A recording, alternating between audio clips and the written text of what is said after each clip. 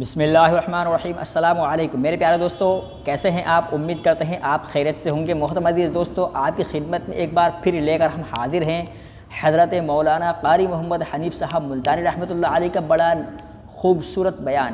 یہاں دوستو اس بیان میں حضرت قاری صاحب رحمۃ اللہ علیہ نے حضرت عمر فاروق رضی اللہ تعالی عنہ اور ایک بوڑھی عورت کا بڑے شاندار انداز میں ذکر فرمایا ہے۔ چلیے ہم اور آپ مل کر سنتے ہیں حضرت قاری صاحب رحمۃ اللہ علیہ کا یہ خوبصورت بیان۔ مانگنے والا محمد مصطفیٰ ہو اور دینے والا خدا ہو۔ مانگنے والا محمد مصطفیٰ ہو۔ امام الانبیاء نے اپنی حیثیت کے مطابق مانگا ہوگا اور خدا نے اپنی حیثیت کے مطابق دیا ہوگا۔ حیثیت کے مطابق دیا ہوگا۔ مانگنے والا بھی دیکھے اور دینے والا بھی دیکھے، پھر پتہ چلے گا آپ کو کہ جو چیز مانگی ہے وہ کتنی بڑی ہے اور اللہ نے جو چیز دی ہے وہ کتنی بڑی چیز ہے۔ میں اور آپ کسی سے مانگیں گے 2-4 روپے، 200-400 روپے مانگیں گے، رشتہ ناتا مانگیں گے، دھن دولت مانگیں گے۔ اس نبی نے مانگا، اللہ پاک نے فرمایا میرے محبوب اگر آپ چاہیں تو میں آپ کے منہ مبارک کے لعاب کو سونا بنا دوں۔ اس نبی نے مانگا، کالی کملی والی ذات نے مانگا، شہنشاہ کائنات نے مانگا اور یوں کہہ کر کے مانگا، الہی تیرا دین کمزور ہے، تیرا اسلام کمزور ہے، تیرا بھیجا ہوا میرے پاس جو ایمان ہے وہ کمزور ہے، خطاب کے بیٹے کو میرا ساتھی بنا دے، تیرے دین میں جان پڑ جائے گی۔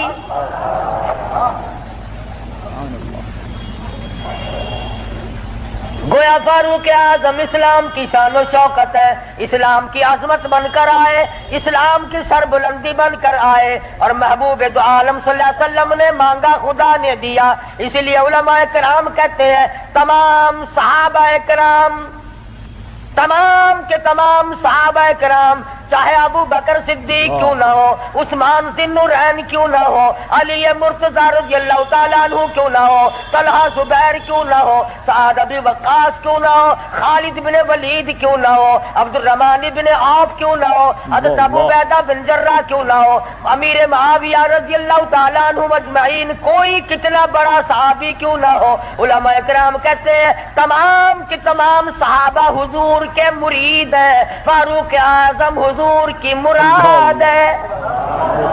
حضور کی مراد۔ سبحان اللہ۔ نقطوں سے شان کا پتہ چلتا ہے۔ کسی نے سید عطا اللہ شاہ صاحب بخاری سبقت رحمت اللہ علیہ سے پوچھا، دھیان کرو گے تو انشاءاللہ بات پلے پڑے گی۔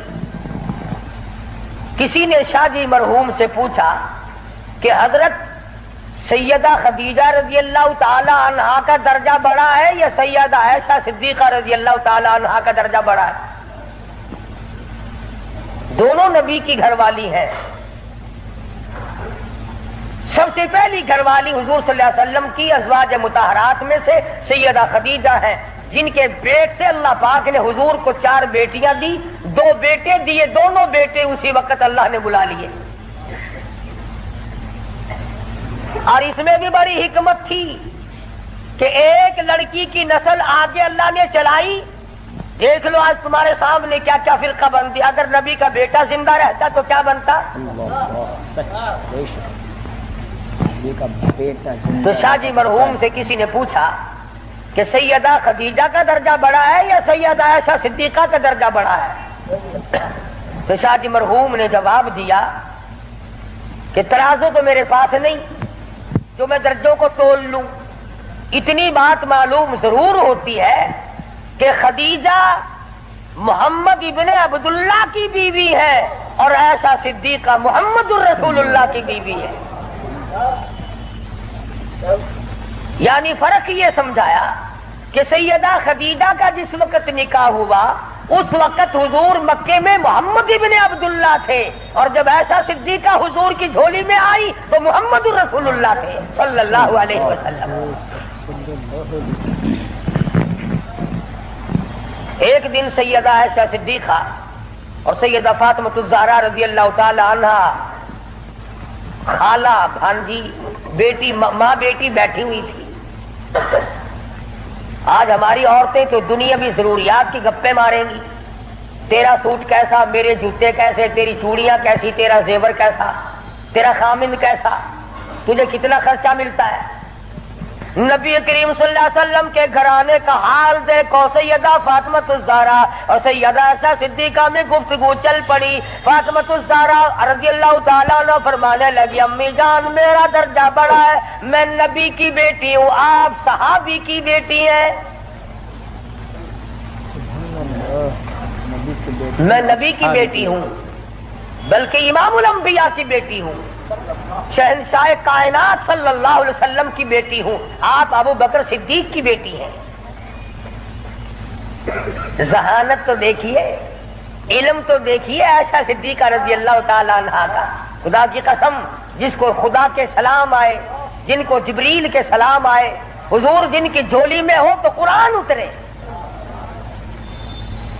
سیدہ عائشہ صدیقہ فرمانے لگی، بالکل بیٹی ٹھیک ہے، بے شک مانتی ہوں تیرا درجہ بڑا ہے، آپ شہنشاہ کائنات کی بیٹی ہیں، امام الانبیاء کی بیٹی ہیں، محمد الرسول اللہ کی بیٹی ہیں، آپ کالی کملی والے صلی اللہ علیہ وسلم کی بیٹی ہیں، میں ابو بکر صدیق صحابی کی بیٹی ہوں، بالکل ٹھیک ہے، مگر یہ رشتے ناتے دنیا کے ہیں، لختے جگر میں نے تیرے ابا سے سنا، شہنشاہ کائنات صلی اللہ علیہ وسلم سے سنا، جس عورت کا نکاح جس آدمی کے ساتھ ہوگا قیامت میں اسی کے ساتھ اٹھے گی، اسی کا پلہ پکڑ کے جنت میں جائے گی، تو خاتون جنت ہے فاطمہ۔ میں نے تیرے ابا سے سنا ہے اس بات کے مطابق جس وقت جنت کا داخلہ ہوگا تیرے ہاتھ میں علی مرتضیٰ کا ہاتھ ہوگا، میرے ہاتھ میں امام الانبیاء کا ہاتھ ہوگا۔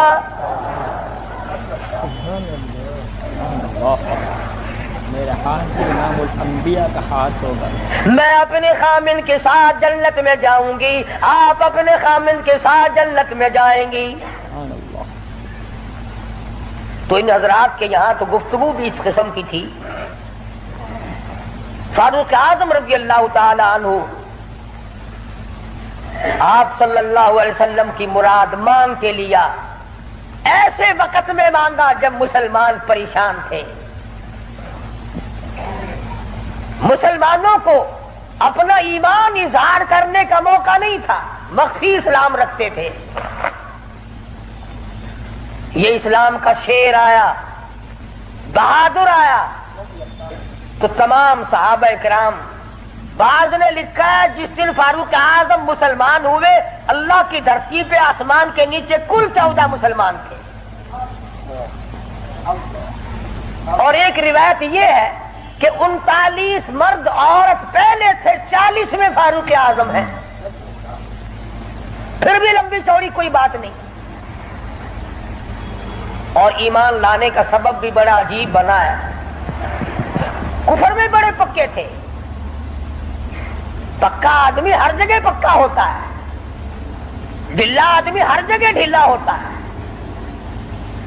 ایک دن بت کی پوجا کر رہے تھے، اس بت میں سے آواز آئی، اتنا بڑا آدمی ہو کر تیری مت ماری گی، مجھ پتھر کو پوج رہا ہے،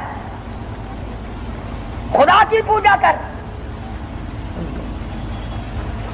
حضور صلی اللہ علیہ وسلم کے بارے میں خیال ہوا کہ یہ شاعر ہیں، قرآن کریم پڑھتے ہوئے سنا، تردید ہوتی چلی گئی۔ کفار مکہ اکٹھے ہوئے، کہنے لگے نبی کی تحریک کو ختم کرو، نبوت کو قتل کر دو، امام الانبیاء صلی اللہ علیہ وسلم کو قتل کر ڈالو، یہ تحریک ختم ہو جائے گی، دین ختم ہو جائے گا، اسلام ختم ہو جائے گا۔ مشورہ ہوا آپس میں بیٹھ کر اس کام کو کون کرے، سارے مکے والوں نے اتفاق کیا خطاب کا بیٹا کر سکتا ہے، آپ کا بیٹا کر سکتا ہے۔ پتا چلا کہ کافر بھی بڑا بہادر شمار کرتے تھے، اپنے ذمے لے لیا، تلوار لی، چل پڑے قتل کے پروگرام سے، ارادے سے۔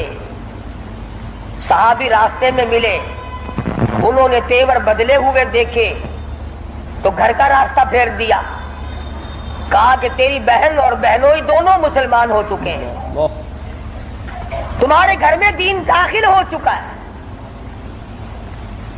اسی وقت طبیعت میں مزید جلال آ گیا، میرے گھر میں دین آ گیا، ایمان آ گیا، اسلام آ گیا۔ دروازے پہ جا کے دستک دی، دروازہ زور سے کھٹکھٹایا، بہن سمجھ گئی میرا بھائی آ گیا جو ابھی کفر میں ڈوبا ہوا ہے۔ صحابی قرآن کریم پڑھا رہا ہے، میاں بیوی کو یاد کرا رہا ہے۔ آج میاں بیوی تو مل کر کیا قرآن یاد کریں گے، اولاد کو قرآن کریم پڑھانے کے لیے آج کا مسلمان تیار نہیں۔ صحابی کو چھپا دیا، اندر داخل ہوئے، پوچھا تم کیا کر رہے تھے، کیا پڑھ رہے تھے؟ فوراً جواب دیا اور کہہ اٹھے تجھے کیا مطلب ہے؟ پکڑا ہے بہنوئی کو، مارا مار کے بے ہوش بنا دیا۔ بہن اٹھی، کہنے لگی ہے عمر آج کیا اپنی بہن کو بیوہ کرنے کا ارادہ ہے؟ اجاڑ میں آئے ہو، بسے ہوئے گھر کو برباد کرنے آئے ہو۔ بہنوئی کو چھوڑ دیا، بہن کو پکڑ لیا، اتنا مارا، ناک سے خون جاری، آنکھوں سے خون جاری، منہ سے خون جاری، مارا ہے اپنے دین کی وجہ سے۔ اللہ پاک نے بہن کو توفیق دی، وہ کہنے لگی ہے عمر دل سے نکال دی یہ بات کہ مار کے توحید کی امانت میرے سینے سے نکال دو گے، یہ تو خون کے قطرے قطرے میں بسی ہوئی ہے، رگ و ریشوں میں بس چکی ہے، تو مارتا تھک جائے گا، میں مار کھاتی نہ تھکوں گی۔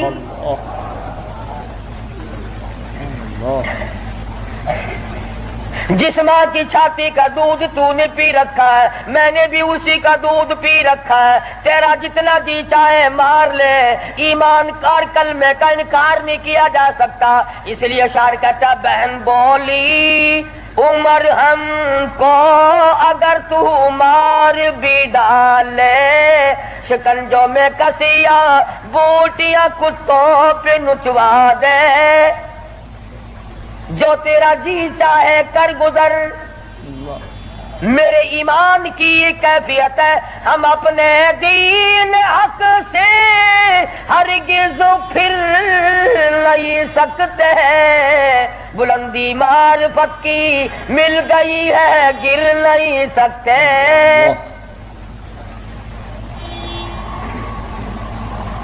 جو تیرا جی چاہے کر گزر، قیمہ بنا سکتے ہو، بالکل جان ختم کر سکتے ہو، پر ایمان کا دامن نہیں چھڑا سکتے۔ عورت ذات اور حالت یہ ہے بہن سے نام حق، آنکھوں سے آنسو منہ سے خون جاری، عمر کے دل پہ اس نقشے سے عبرت ہو گئی طاری۔ سوچتے ہیں میرے سامنے کبھی بولی نہیں، آج کیسے بول رہی ہے، کیا بات ہے؟ بھائی سے ڈر جانے والی بہن، روب کھانے والی بہن، کبھی میرے سامنے کلام نہیں کیا۔ کس چیز نے آج اتنی طاقت دے دی، جرأت دے دی، شجاعت دے دی، بہادری دے دی، اسپرٹ داخل کر دی، آج مجھے چیلنج کر رہی ہے، علل اعلان کہتی ہے تو مارتا جا میں مار کھاتی جاؤں گی۔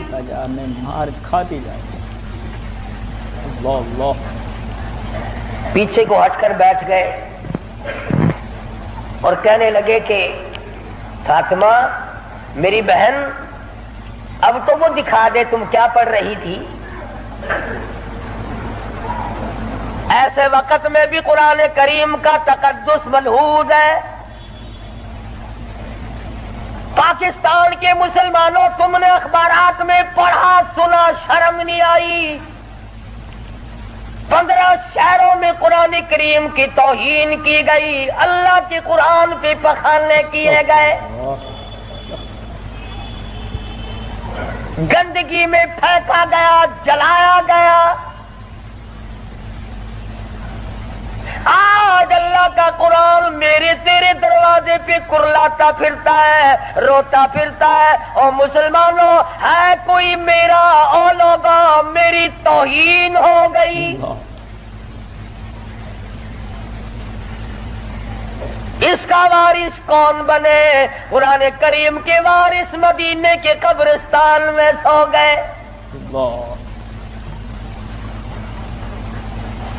فاطمہ بنت خطاب نے اس وقت میں بھی ادب کو ملحوظ رکھا، کہنے حالانکہ بال پھٹے ہوئے ہیں، کپڑے پھٹے ہوئے ہیں، خون تھوک رہی ہے، خامد بے ہوش پڑا ہے، ایسی حالت میں بھی کہتی ہے میں تجھے دکھا تو دیتی مگر تو کافر پلیت ہے۔ قرآن کریم میرے اللہ میاں کا مقدس کلام ہے۔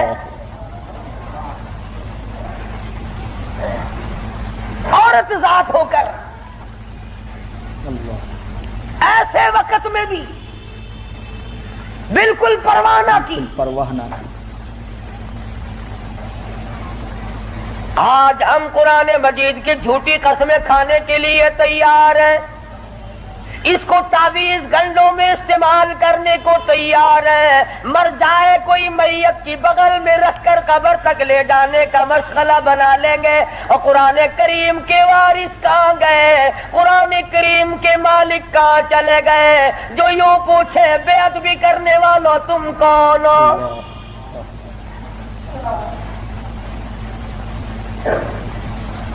آج اگر کسی حکومت کے بارے میں کوئی بات کر دی جائے فوراً سزا آ جاتی ہے، اگر کسی کے بارے میں کچھ کہہ دیا جائے فوراً قانون حرکت میں آتا ہے، حکومت کے کارندے حرکت میں آتے ہیں۔ اور سی آئی ڈی والوں، انٹیلیجنس والوں، کہاں گیا تمہارا محکمہ؟ اللہ کے قرآن کی بے عزتی ہو گئی۔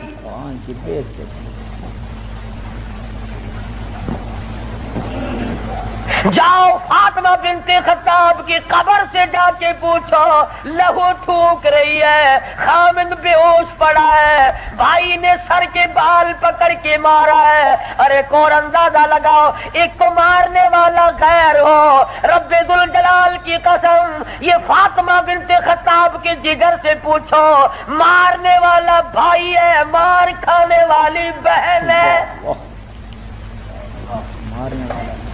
مار کھانے والی بہن، چوری نہیں کی، ڈاکہ نہیں مارا، گناہ کوئی نہیں کیا، قصور کوئی نہیں کیا، قرآن کریم کیوں پڑھتی ہے؟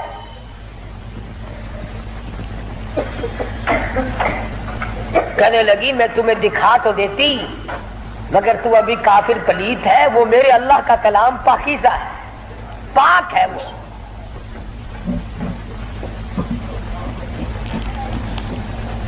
دیکھوں گا ضرور، میں پاک کیسے ہو سکتا ہوں؟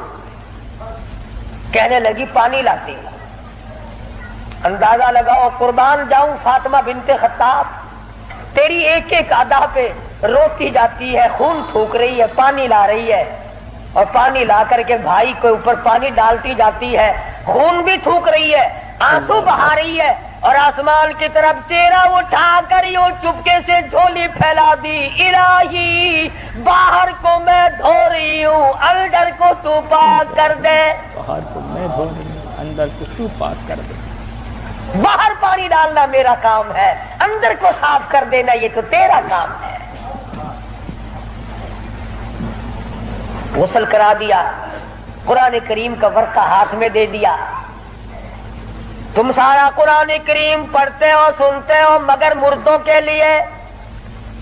آج عدالت میں قرآن کریم کے لیے جگہ کوئی نہیں، کچہری میں جگہ کوئی نہیں، مارکیٹ میں جگہ کوئی نہیں، محلے میں جگہ کوئی نہیں، میری تیری شادی میں قرآن کریم کا پوچھنے والا کوئی نہیں، ایوان صدر میں پوچھنے والا کوئی نہیں، کسی معاملے میں قرآن کے جاننے ماننے والا کوئی نہیں۔ ادھر آ، فاروق اعظم نے ایک آیت پڑھی، صرف ایک آیت پڑھی، ادھر حضور صلی اللہ علیہ وسلم کی جھولی پھیلی ہوئی ہے، ادھر فاطمہ بنت خطاب کے آنسو ہیں، ایک آیت پڑھنے کے بعد فوراً پکار اٹھے، اور کہنے لگے چلو ڈھونڈے غلاموں کو، چلو ڈھونڈے غلاموں کو، شہنشاہ کر دیا جس نے، زمانے بھر کے غلاموں کو آقا کر دیا جس نے۔ اے میری بہن مجھے بھی یہ دولت ملنی چاہیے جو دولت تجھے ملی۔ اور فرماتے ہیں فاطمہ میں گستاخی کے ارادے سے چلا تھا، قتل کے ارادے سے چلا تھا، اب میرے گلے میں رسی ڈال کر مجھے گلیوں میں سے گھسیٹ کے دربار رسالت میں لے کے جا۔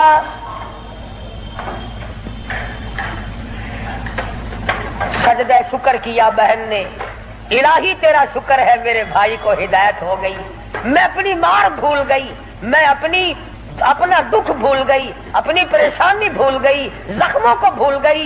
اے میرے اللہ تیرا لاکھ لاکھ شکر ہے میرے بھائی کو اسلام کی دولت مل گئی۔ دربار رسالت میں سب کہتے صلی اللہ علیہ وسلم میں حاضر ہوئے، اسلام سے مشرف با اسلام ہوئے۔ حضور صلی اللہ علیہ وسلم نے وضو فرمایا، نماز کی نیت باندھنے لگے۔ فاروق اعظم نے پوچھا کیا کرو گے؟ کہ نماز پڑھوں گا۔ عرض کیا نماز کیا چیز ہے؟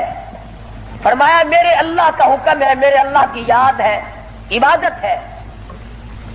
کھاتا نا آخر فاروق ہلکی سے تو نہیں مانگی تھی کالی کملی والے نے صلی اللہ علیہ وسلم۔ بہادر بول اٹھا میرے آقا، وہ دن گئے جب آپ کوٹڑی میں نماز پڑھا کرتے تھے، چھپ چھپ کر نماز پڑھا کرتے تھے۔ یہ آج سے پہلے کی باتیں تھی، ساری دنیا حرم میں عبادت کرے، بیت اللہ میں عبادت کرے، آپ کوٹڑی میں نماز ادا کرے کیوں؟ اسی وقت چلو بیت اللہ میں نماز ہوگی۔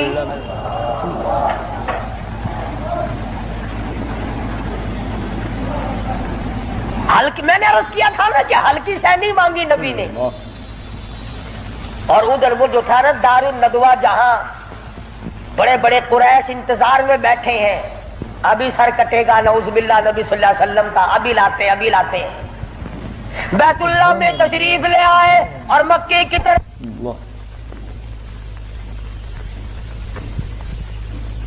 بچے دوڑے لو بھی کام بن گیا، جس کام کے لیے ہم نے بھیجا تھا وہ کام بن گیا۔ نعوذ باللہ نبی کو شہید کر دیا گیا۔ سامنے آئے، فاروق اعظم فرمانے لگے آؤ، جس نے اپنے بچے یتیم کرانے ہو وہ مقابلے میں آ جائے، جس نے اپنی بیوی کا سہاگ اجاڑنا ہو سامنے آؤ۔ وہ دن گئے جب تم میرے محبوب کو تنگ کیا کرتے تھے، اب انگلی کا اشارہ کرو گے میں انگلی کو کاٹ کے رکھ دوں گا، آنکھ کا اشارہ کرو گے اپنے محبوب کی حمایت میں تمہاری آنکھ نکال کے پھینک دوں گا۔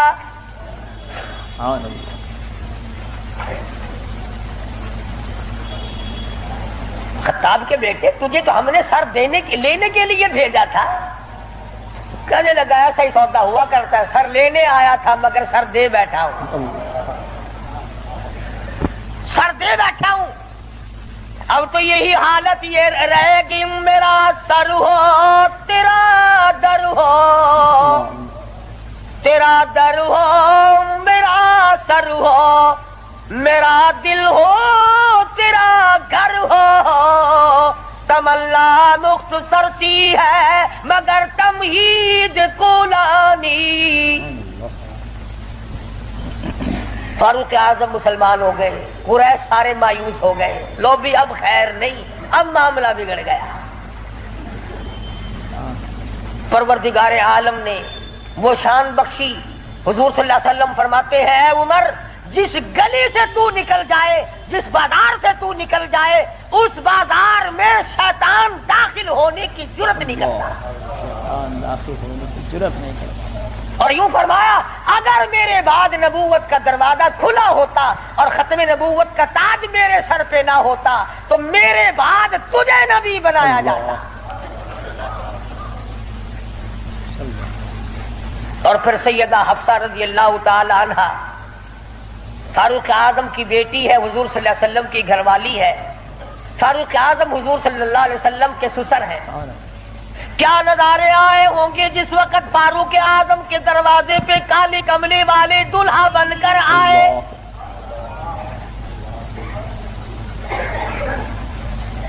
جس کا داماد امام الانبیاء ہو، کیا کہنا اس کی عظمتوں کا. اور پھر تمام صحابہ کرام میں جلیل القدر مرتبہ، عظیم مرتبہ، اس طرح سے زندگی گزاری. ایک یہودی اور ایک منافق مسلمان کے درمیان جھگڑا ہوا تلوار پہ.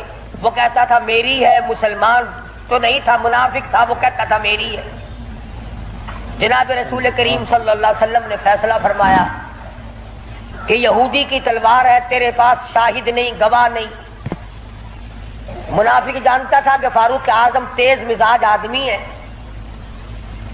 فاروق اعظم کے پاس آیا اور کہنے لگا کہ میرا اور اس یہودی کا جھگڑا ہے، فیصلہ کریں آپ. تلوار پہ جھگڑا ہے ہمارا، یہ کہتا ہے میری ہے اور میں کہتا ہوں میری ہے. اللہ. یہودی نے چپکے سے کہا کہ جی ہاں آپ فیصلہ کر دیں.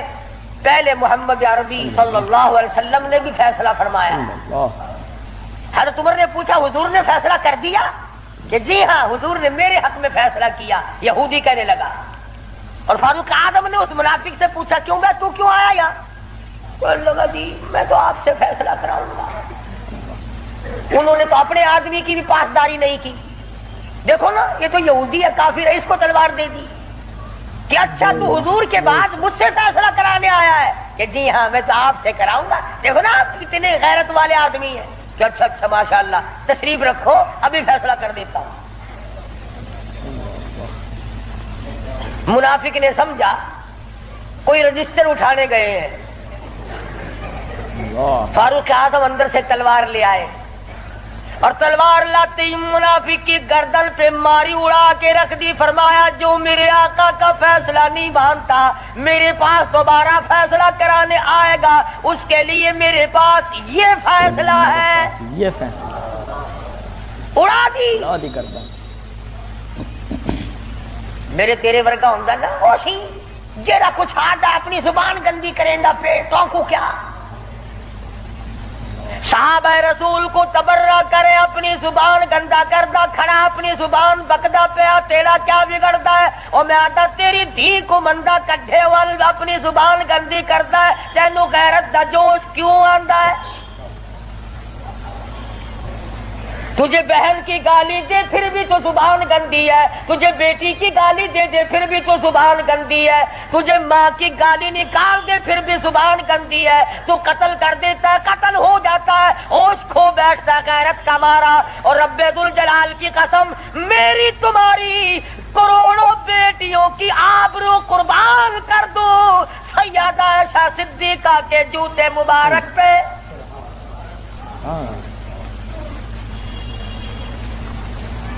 کیوں گالی دے کوئی کسی کو؟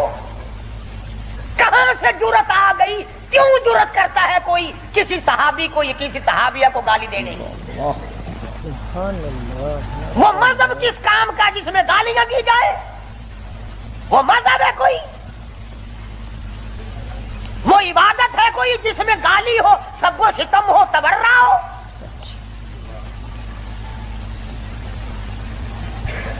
آج اگر کسی مغلیہ خاندان کے فرزند کی حکومت ہوتی ہم پھر دیکھتے کہ کون ہے امیر معاویہ کو سب و ستم کرنے والا اور کون ہے اما عائشہ کو بھونکنے والا.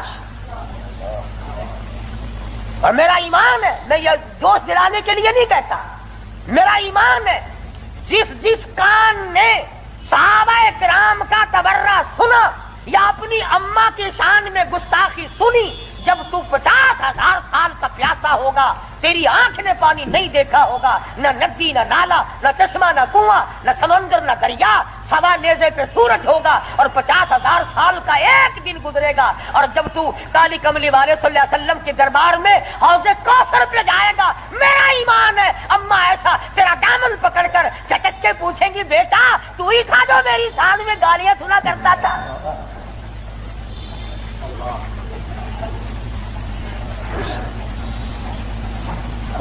تماشا نہیں ہے، دین ہے، دین.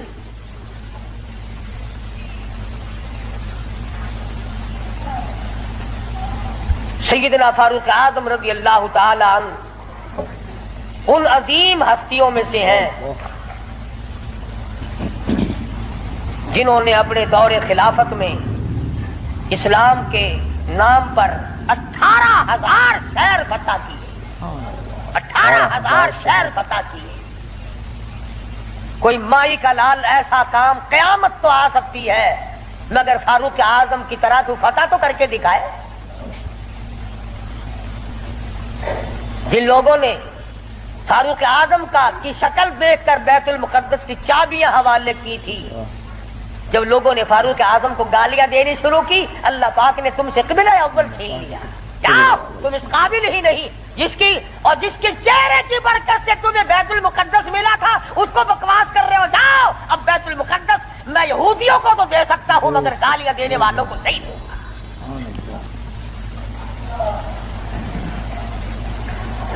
بڑی عظمت کے مالک ہے سیدنا فاروق اعظم رضی اللہ تعالی، جنہوں نے اپنے دور خلافت میں وہ عدل کیا۔ اب وہ منافق کی گردن جو اڑا دی نا، منافق تو بے شمار تھے، اوپر سے مسلمان بنے ہوئے تھے، اندر سے پکے یہودی تھے۔ ہائے ہائے، دیکھو بالکل بے گناہ اپنے دروازے پہ، ارے بھائی اکرام کرنا چاہیے تھا، کلمہ گو کو قتل مار کر دیا۔ ہائے ہائے ہائے، سارے اکٹھے ہو کے اور دربار رسالت میں گئے، دربار رسالت میں گئے، ہائے مر گئے، ہائے مر گئے، ہائے ہائے۔ حضور صلی اللہ علیہ وسلم نے پوچھا کیا ہوا؟ ارے بس وہ تمہارا ہے نا، وہ کون؟ ارے وہ بڑا، آپ نے بڑا بنا رکھا ہے نا اسے، کون؟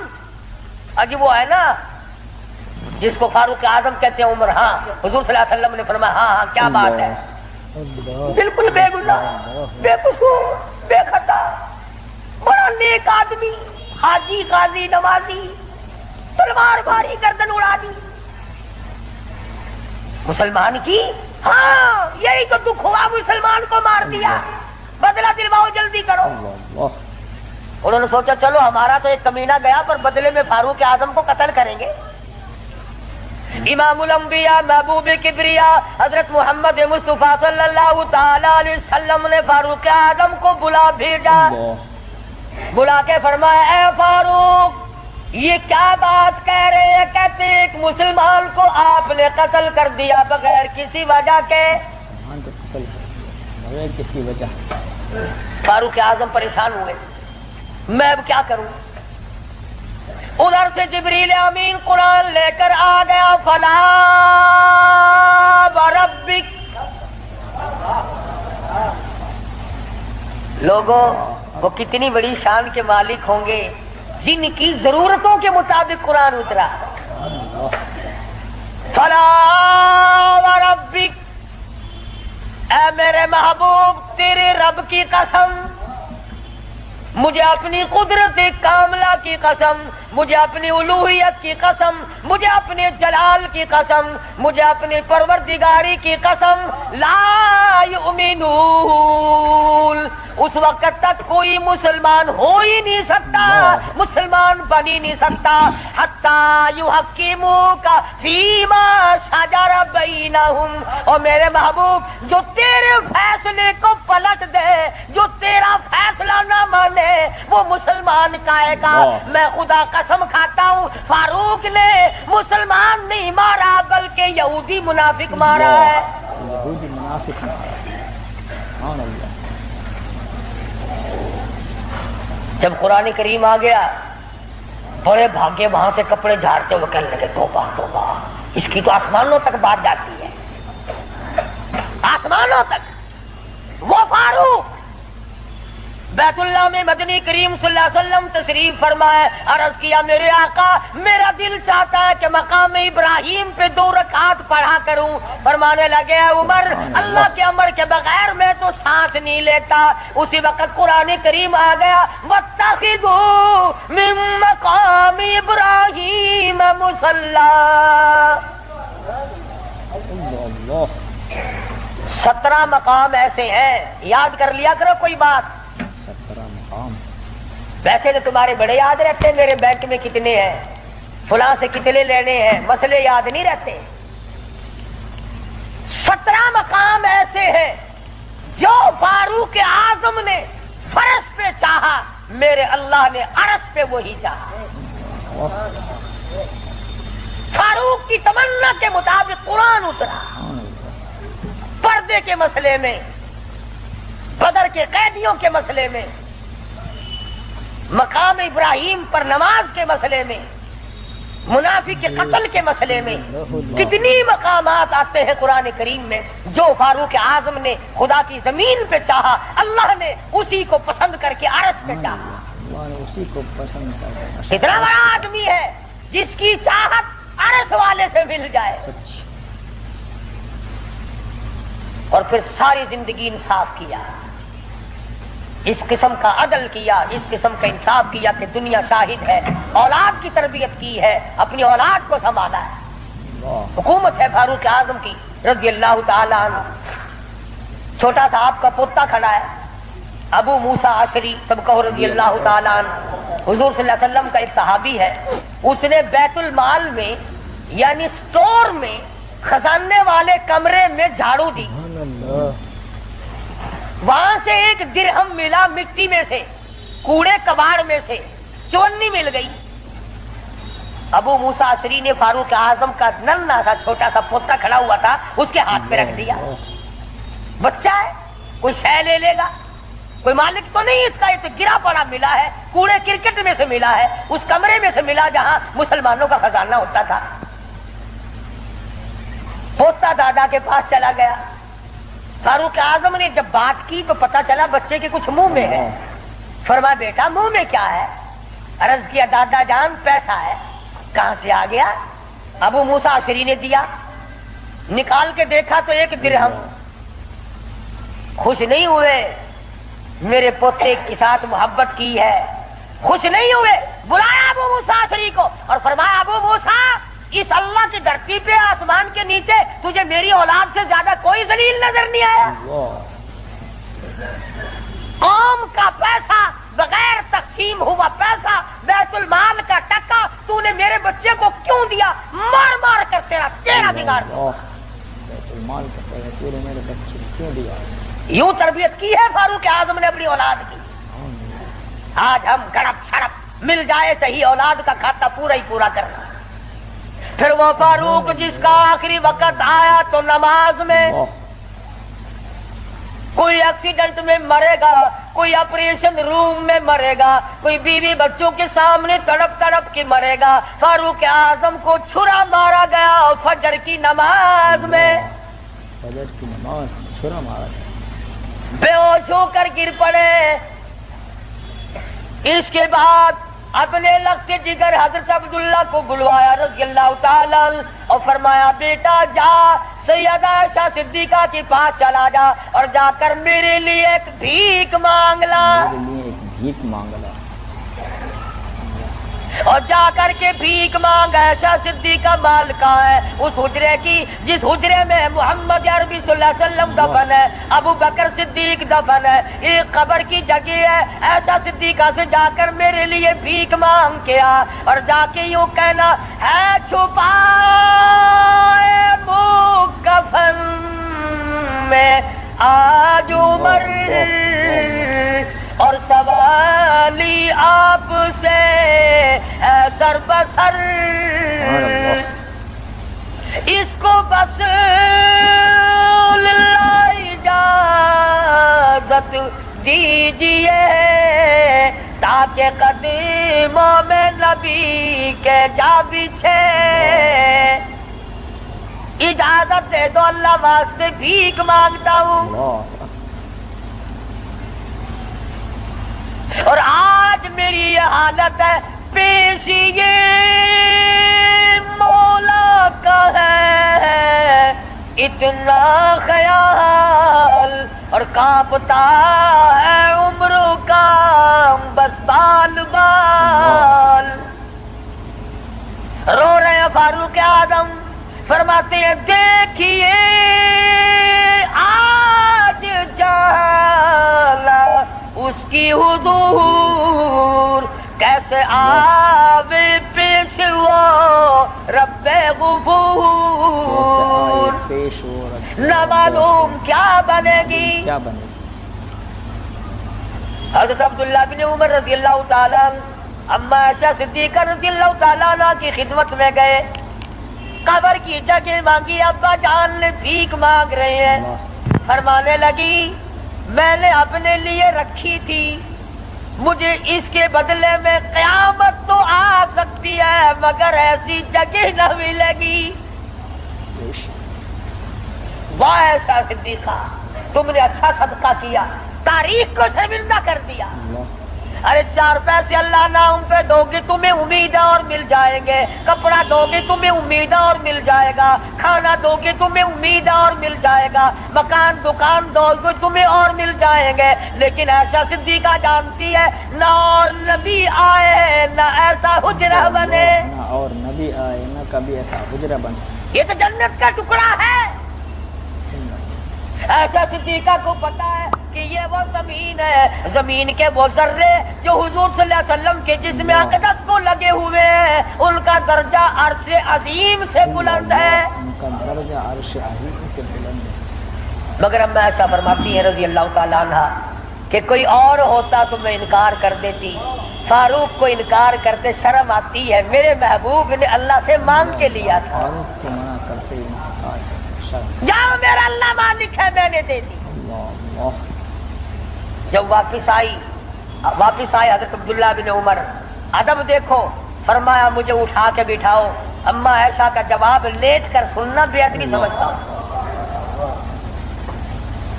उठा के बिठाया, बताया कि इजाजत मिल गई, रोने लगे।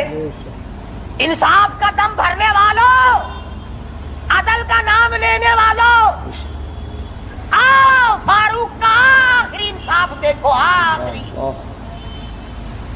यूं फरमाया अभी मुझे सांस आ जा रहे हैं, जब मेरी रूह परवाज कर जाए, जब मेरा दम निकल जाए, मुझे गुस्ल देकर फारिग हो जाओ, जनाजे की तैयार कर चुको, जब मेरा मुंह कफन में छुपा सको और छुपा चुको, मेरा जनाजा उठाकर अम्मा आयशा सिद्दीक़ा के दरवाजे पे ले जाना।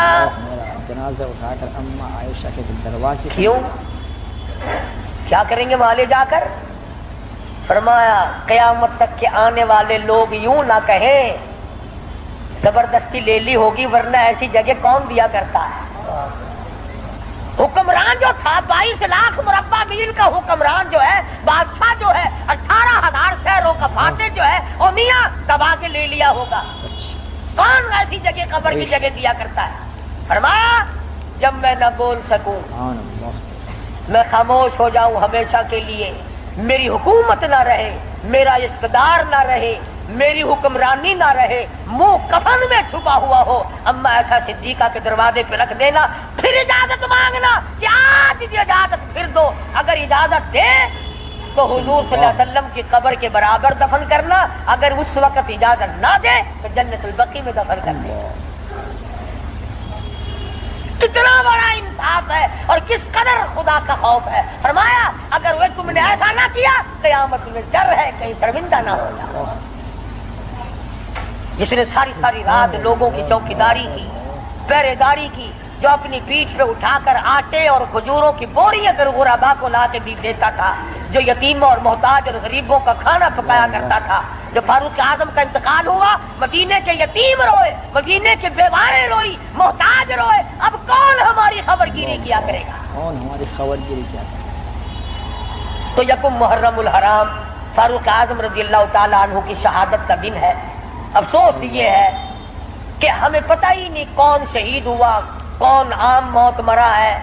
उस्मान बिन नूरैन शहीद मदीना है रज़ियल्लाहु ताला अन्हु, फारूक आजम शहीद मदीना है, बल्कि शहीद मस्जिद नबवी है। शहीद मस्जिद नबवी हुजूर सल्लल्लाहु अलैहि वसल्लम के मेहराब पे, हुजूर के मुसल्ले पे खड़े हुए फारूक आजम को छुरे मारे। और फिर इससे बढ़कर क्या प्यार होगा? तुम सारे कुरान को ठीक है याद रखो, हदीसों को याद रखो, तारीखी वाक़यात को याद रखो, और जिसे शक हो, जिसे यकीन ना हो, वो आज मदीने चला जाए और जाके पूछो काली कमली वाले, ये तेरी बाईं तरफ कौन सोया हुआ है? तेरी बाईं तरफ कौन सोया? حضور صلی اللہ علیہ وسلم نے فرمایا ہاکذا نبعث یوم القیامہ، ہم قیام ایک ہاتھ میں ہاتھ صدیق اکبر کا تھا اور ایک ہاتھ میں ہاتھ فاروق اعظم کا تھا، یوں فرمایا جب میں قیامت میں اٹھوں گا ان دونوں ساتھیوں کے ہاتھ میرے ہاتھ میں ہوں گے، ہاکذا نبعث یوم القیامہ او کما قال النبی صلی اللہ علیہ وسلم۔ تو بھائی تمام صحابہ کرام کے خادم بنو، سارے صحابہ پکے سچے، اہل بیت سچے، تمام کے تمام جلیل القدر لوگوں میں سے ہیں، کسی کی برائی نہ کرو، انشاءاللہ زندہ رہے اگلے جمعے امام۔ سبحان اللہ، کیا بیان تھا، ماشاء اللہ، سبحان اللہ۔ میرے پیارے دوستو، یہ تھا حضرت مولانا قاری محمد حنیف صاحب ملتانی رحمۃ اللہ علیہ کا بڑا زبردست بیان۔ دوستو اس بیان میں حضرت قاری صاحب رحمۃ اللہ علیہ نے حضرت عمر فاروق رضی اللہ تعالی عنہ کے ایمان لانے کا مفصل بیان فرمایا کہ جب حضرت عمر فاروق رضی اللہ تعالی عنہ مکے میں تھے تو اس وقت صرف 14 آدمی اللہ کی زمین پر ایمان والے تھے، اور بعض روایت میں یہ آتا ہے کہ 39 مرد عورت تھے اور 40 میں حضرت عمر فاروق رضی اللہ تعالیٰ عنہ ایمان میں داخل ہوئے۔